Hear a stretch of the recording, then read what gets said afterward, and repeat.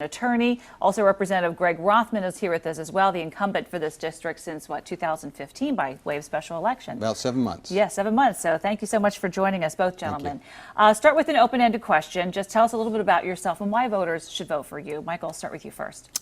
Thank you. I just want to say it's a privilege to be here to speak on behalf as a candidate on behalf of the 87th district, and I'm an attorney. I've been practicing law almost 20 years, and I have concerns. I just don't feel that government is being responsive to the average voter anymore, and part of what I do in my practice every day is I listen to what my clients tell me, and then a very small portion of what I do is advising them on the law.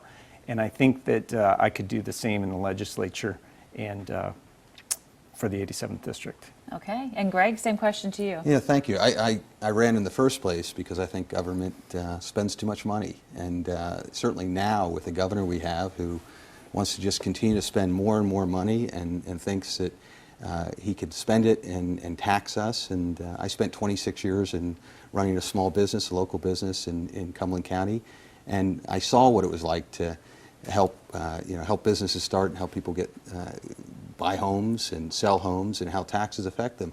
Pennsylvania is, I just saw a statistic the other day, we pay more in taxes as citizens of Pennsylvania, all the taxes combined, than we do on housing, food, and clothing combined. So, I mean, how do you function like that? And someone needed to go to Harrisburg and say, stop spending the money, continue to spend the money, or we'd, it affects our businesses, it affects our lives. And so that's why I ran in the first place, and I've been doing that for the last 6 or 7 months and want to continue to do that. And you brought up taxes. Of course, we can't overlook the elephant in the room, the budget impasse, longest one we've seen in state history. Obviously, still not fully come to terms with that. So with that said, a lot of people growing frustrated with local lawmakers. Now you're seeking a re-election. So the question to you is, why should voters vote for you knowing we've come off such a huge crisis? Yeah, so first of all, let's put blame where blame belongs. The budget was passed by the legislature at the end of June. The first day I was in office, August 27th, I voted to override the governor's veto. He vetoed the whole budget, which was unprecedented. And then he admitted on December 23rd, when he released the money, and that, I had to release the hostages too. So the governor has done this because he didn't think we were taxed enough and wanted to see us spend more money. The budget that we passed in August had a 3.6% increase in spending. The budget that was implemented that I was part of, that he released the money for in the end of December, only had a 3% increase in spending. So I thought that was, at least we're going the right direction.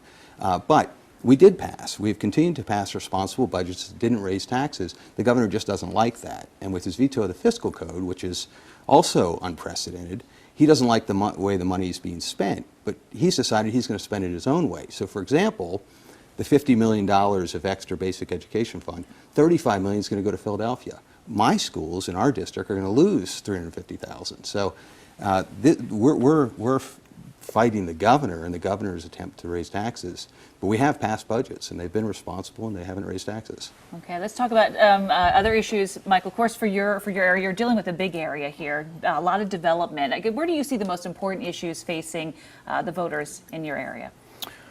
Well, if I can go back to the budget for a moment. Sure. I've talked to a lot of voters because either getting on the petition, the nominating petition, or just going out and talking to voters for the coming election. And I can tell you they're very, very angry about the situation with the budget. And I'm glad I'm not an incumbent in this coming election, but let me say this, that I think it is completely unacceptable that we have a budget that cannot get resolved for 9 months. Small businesses and households do not operate that way. We have a beautiful capital. The parties should be able to sit down there and work something out, and they shouldn't leave or go home until something is done. That situation is completely unacceptable. Do you think you can make a difference if elected? Yes, absolutely, absolutely. You cannot have a problem of that magnitude and not sit down and work it out. The parties should be in a room. They should have that problem solved. We're almost in another budget cycle right now. And let's talk about education issues. A lot of schools are struggling right now because of this impasse, but education overall is a huge issue. I mean, where do you see the problems in your area, and where can you make a difference? Well, we're very fortunate in the Cumberland Valley School District and the Camp Hill School District and the East Pennsboro School District. We have a very good school system, and I would not do anything to upset that. Okay. We have a very good tax base and a very good situation in place. So I would not change anything in our district. Okay, great. Well, so part of being a legislator too is we're playing defense. So on a regular basis, there are regulations that the people in Harrisburg want to put on the school districts in Cumberland Valley. And Michael's right, we have 3 great school districts in Cumberland County, in the 87th district, public schools, and we have a couple good private schools too. So, and they're not, the tax base isn't that high, and they don't get much money from Harrisburg. But why should we raise taxes on the people in Cumberland County, in our school districts, so the money can go to Philadelphia? It's not even going to Harrisburg, it's going to Philadelphia. 35 million of the 50 million is going to go to the city of Philadelphia. I think 14 million is going to go to Chester Uplands, and I think 5 million out to Pittsburgh. So you want to see that money stay local? Well, or not raise Or not taxes. raise taxes, Yeah, right. I mean, I think the local school districts should control not only how they teach, but they should also control the taxes. So I don't want to see taxes go up to go to Harrisburg to be sent back to school districts, because our school districts lose. You each have probably about 30 seconds. I'll let you make a stand now for voters. I mean, they're going to be heading to the polls on April 26th. A lot can happen, as you well know. So, Michael, any last minute message you'd like to give voters through this today? I've talked to a lot of people going door to door, and I'm hearing the same themes from voters over and over again. They're very upset about the gridlock in Harrisburg. They're also very upset about the pension situation. And when it comes to the pension situation, I think the standard line right now is that 401ks are going to solve the problem, and I'm not so certain that that is the way that we should go. Defined benefits are much safer. Defined benefit type plans are much safer. I see a lot of people in my office on a regular basis as an attorney coming to counsel for financial problems, and I frequently see people who have 401k accounts where they're withdrawing money from their pension for the regular pension contribution. And then they have a loan against their pension, loan number 1 against their pension. Then they have a loan number 2 against their pension.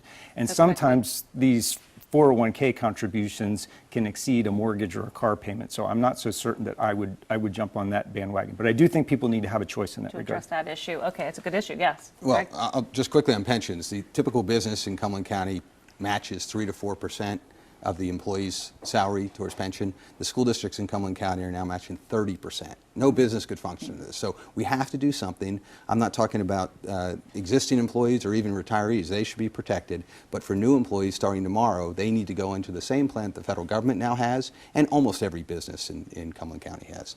I want to be sent back to Harrisburg to continue to fight for the values of the people of Cumberland County that we share, and represent the Republican Party as well. All right, so thank Greg. you. Thank you so much, Michael. Thank you both gentlemen for being here Thank and you. sharing Pleasure. your issues with us and your district too. Thank you so much. Remember, the Pennsylvania primary, as I mentioned, is April 26th. Don't forget that. Also, keep up with the latest election news on WGAL.com. There you can find more information on other races we're following that you'll only find online.